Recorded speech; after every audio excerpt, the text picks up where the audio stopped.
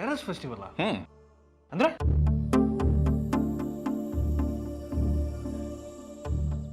ಅಂದರೆ ಇವತ್ತು ಬೆಳದಿಂಗಳ ರಾತ್ರಿ ನಾವೆಲ್ಲರೂ ಟೆರೆಸ್ ಮೇಲೆ ಕೂತ್ಕೊಂಡು ಅತ್ತೆ ಅಡುಗೆ ಮಾಡಿದ್ದಾರೆ, ಎಲ್ರಿಗೂ ಕೈ ತುತ್ತು ಕೊಡ್ತಾರೆ, ಕೈ ತುತ್ತು ಹಾಕ್ಸ್ಕೊಂಡು ಚಂದ್ರನ ನೋಡಿಕೊಂಡು ಮಾತಾಡಿಕೊಂಡು ತಿನ್ಕೊಂಡು ಎಲ್ಲರೂ ಖುಷಿನೂ ಹಂಚ್ಕೊಂಡು ನೋವುಗಳನ್ನ ತೋಡ್ಕೊಂಡು ಒಟ್ಟಿನಲ್ಲಿ ಇಡೀ ರಾತ್ರಿ ಚಂದ್ರನ ಬೆಳಕಿನಲ್ಲಿ ಕಳಿಬೇಕು. ಒಂದೊಳ್ಳೆ ಫ್ಯಾಮಿಲಿ ಟೈಮ್ ಚೆನ್ನಾಗಿರುತ್ತೆ ಮಾವ. ನೀವು ಚಿಕ್ಕವರಿರುವಾಗ ನಿಮ್ಗೆ ಕೈ ತುತ್ತು ಹಾಕ್ತಿರ್ಲಿಲ್ವಾ? ಅದೇ ಕೈ ತುತ್ತ. ಏನದೇನದು? ಅದೇನಿಲ್ಲಮ್ಮ, ಮನೇಲಿ ಪಾತ್ರೆ ತೊಳೆಯೋಕೆ ನೀರು ಇರ್ತಿರ್ಲಿಲ್ಲ, ಬಾವಿಲಿ ನೀರು ಸೇರಿ ಎಲ್ಲ ಕೆಲಸ ಮಾಡಬೇಕಾಗಿತ್ತು. ಮನೆ ತುಂಬ ಜನ, ಸಾಕಾಗಿ ಹೋಗ್ತಿತ್ತು. ಹಾಗೇನು ಮಾಡ್ತಿದ್ವಿ ಗೊತ್ತಾ? ಒಂದು ದೊಡ್ಡ ಪಾತ್ರೆಯಲ್ಲಿ ಅನ್ನ ಸಾರು ಎಲ್ಲ ಕಲಿಸ್ಬಿಟ್ಟು ಮನೇಲಿರೋರ್ನೆಲ್ಲ ಮೇಲ್ ಕರ್ಕೊಂಡೋಗಿ ಆ ಬೆಳದಿಂಗಳ ರಾತ್ರಿಯಲ್ಲಿ ಅನ್ನನ ಉಂಡೆ ಮಾಡಿ ಎಲ್ಲರ ಕೈಗೂ ಹಾಕ್ತಾ ಇದ್ವಿ. ಅದೇ ಕೈ ತುತ್ತು ಅಂದರೆ.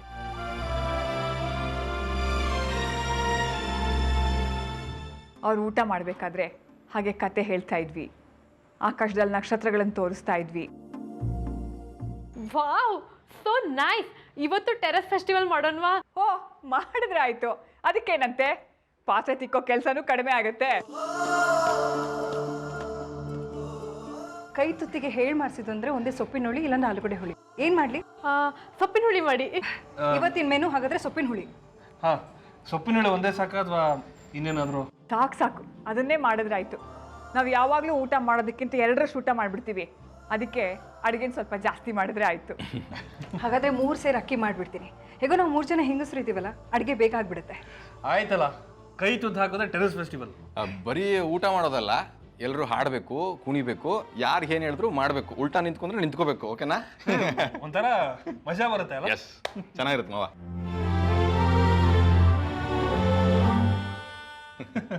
ಇದೆಲ್ಲ ತೀರಾ ಹೊಸದನ್ಸ್ತಾ ಇದೆ ಅಲ್ವಾ? ಇದ್ರಲ್ಲಿ ಹೊಸದೇನು ಬಂತು ಸೂರ್ಯ ಅವರೇ? ಹಿಂದೆ ನಾವು ಇದನ್ನೆಲ್ಲ ಮಾಡಿದ್ದೀವಲ್ಲ. ಆದರೆ ಒಂದು ಕಂಡೀಷನ್ನು, ಯಾರ್ಯಾರಿಗೆ ಏನೇನು ಹೇಳ್ತಾರೋ ಅದನ್ನು ಯಾವುದೇ ಹಿಂಜರಿಕೆ ಇಲ್ಲದೆ ಮಾಡಬೇಕು. ಅಮ್ಮ, ನಿನಗೆ ಮೊದಲು ಹೇಳೋದು ಡ್ಯಾನ್ಸ್ ಮಾಡು ಅಂತ. ಮಾಡಿದ್ರೆ ಆಯ್ತು, ನಿನಗೆ ಗೊತ್ತಲ್ಲ ನನಗೆ ಡ್ಯಾನ್ಸ್ ಮಾಡೋದು ಎಷ್ಟು ಇಷ್ಟ ಅಂತ. ಆರ್ಯ, ನೀನು ಬರ್ಬೇಕಣೋ.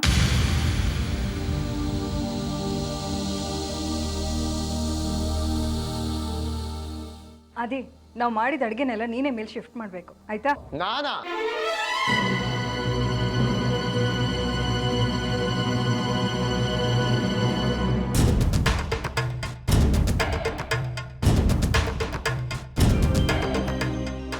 ಹೇಳ್ದಷ್ಟು ಮಾಡೋ. ನಾನೇ ಮಾಡೋದು. ಎತ್ಕೊಂಡು ಹೋಗ್ತೀನಮ್ಮ, ಮಾಡ್ತೀನಿ.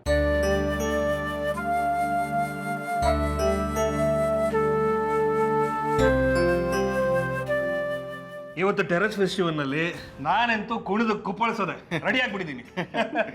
ಸೂರ್ಯ ಅವರು ಎಷ್ಟು ಸಂತೋಷವಾಗಿದ್ದಾರೆ ನೋಡಿ. ಅದು ಟೆರಸ್ ಫೆಸ್ಟಿವಲ್ ಅಂತಲ್ಲ, ಅವ್ರ ಫ್ರೆಂಡು ರೇವಣ್ಣ ಬಂದಿದ್ದಾರೆ ಅಂತ.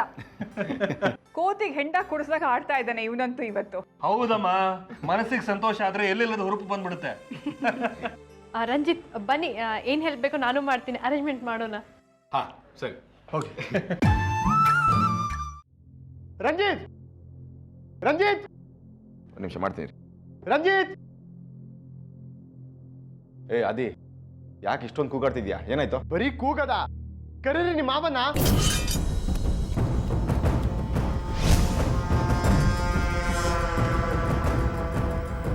ಅದೇ ಯಾಕೋ ಕೂಗಾಡ್ತಾ ಇದೆಯಾ? ಮನೆ ಕೊಡೋ ಇದು, ಏನಾಯ್ತು ನಿನ್ಗೆ? ಇದೊಂದು ಮನೆನಾ? ನಿನ್ ಗಂಡ ಅನ್ಸ್ಕೊಂಡಿನ ಕರಿ, ಬರ್ಲಿ ಗೊತ್ತಾಗುತ್ತೆ. ಏನಾಯ್ತೋ? ಯಾಕೋ ಕೂಗಾಡ್ತಿದ್ಯಾ? ಏನು ವಿಷಯ? ಏನ್ ವಿಷಯನ?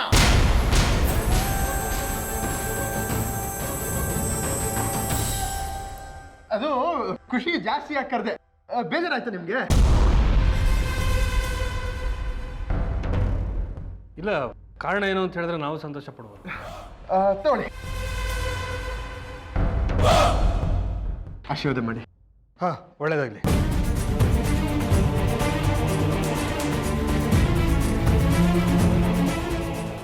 ಏನಿದೆಲ್ಲ? ಅದು ನನ್ನ ಟ್ರಾವೆಲ್ಸ್ ಓಪನ್ ಮಾಡಿ 1 ತಿಂಗಳಾಯ್ತಲ್ವಾ, ಆ 1 ತಿಂಗಳಲ್ಲಿ ಆಗಿದ್ದ ಲಾಭ ಇದು.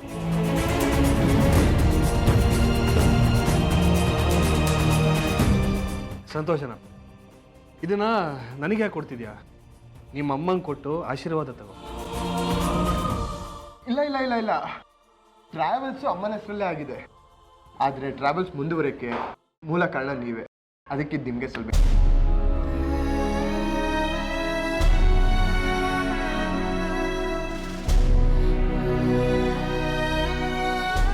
ಇದಕ್ಕೆ ಕಾರಣ ನಾನಾಗಲಿ ನಿಮ್ಮ ಅಮ್ಮ ಆಗಲಿ ಅಲ್ಲ, ನಿನ್ನ ಕಷ್ಟಕ್ಕೆ ಸಿಕ್ಕ ಪ್ರತಿಫಲ.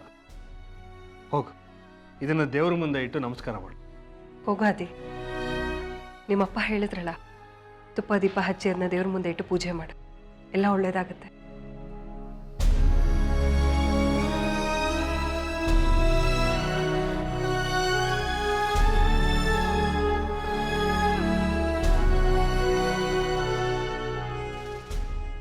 ಇಂಥದ್ದನ್ನೆಲ್ಲ ನಾನು ಅಮೆರಿಕಾದಲ್ಲಿ ನೋಡಕ್ ಸಾಧ್ಯನೇ ಇಲ್ಲ. ಯಾಕಂದ್ರೆ ಅಲ್ಲಿ ಮಕ್ಕಳು ಓದೋವಾಗ್ಲೇನೆ ಮನೆ ಬಿಟ್ಟು ಹೋಗಿರ್ತಾರೆ. ಅಂಥದ್ರಲ್ಲಿ ದುಡ್ದಿದ್ದಿನ ತಂದು ಅಪ್ಪ ಅಮ್ಮನಿಗೆ ಕೊಡೋದಾ? ಅದೇನ ನೋಡಿ, ಸೂರ್ಯ ಅಂಕಲ್ ಬಗ್ಗೆ ಎಷ್ಟು ಗೌರವ ಅಲ್ವಾ? ರಿಯಲಿ ಗ್ರೇಟ್ ಅವರು.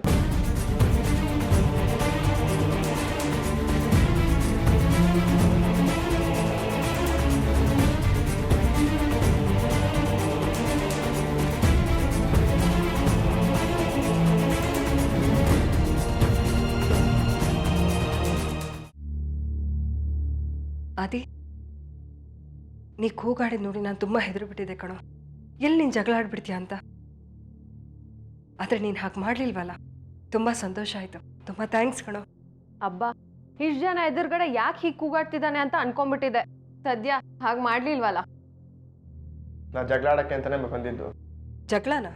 ನನ್ಗೆ ಗೊತ್ತಿಲ್ವ ನೀನ್ ಹಣೆ ಬರ. ಇಷ್ಟು ಕೂಗಾಡ್ಕೊಂಡು ಬಂದ್ಬಿಟ್ಟು ಸಡನ್ ಆಗಿ ಕೂಲ್ ಆಗ್ಬಿಟ್ಟೆ.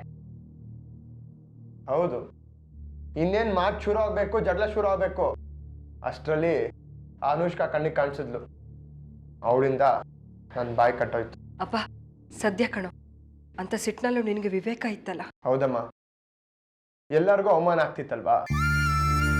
ಎಲ್ಲದಕ್ಕಿಂತ ಹೆಚ್ಚಾಗಿ ನಿನಗೆ ಬೇಜಾರಾಗ್ತಿತ್ತು. ಇಲ್ಲ ಅಂದ್ರೆ ನಾನು ಅವನ ಕಾಲಿಗೆ ಯಾಕೆ ಬೀಳ್ತಿದ್ದೆ. Cheap fellow. ಏನೋ ಚೀಪ್ ಫೆಲೋ? ಯಾಕೆ ಹಾಗೆ ಮಾತಾಡ್ತೀಯಾ? ಮತ್ತಿನ್ನೇನು, ಆ ಮನುಷ್ಯ ರಂಜಿತ್ ಜೊತೆ ಮಾತಾಡ್ತಿದ್ದಂತೆ.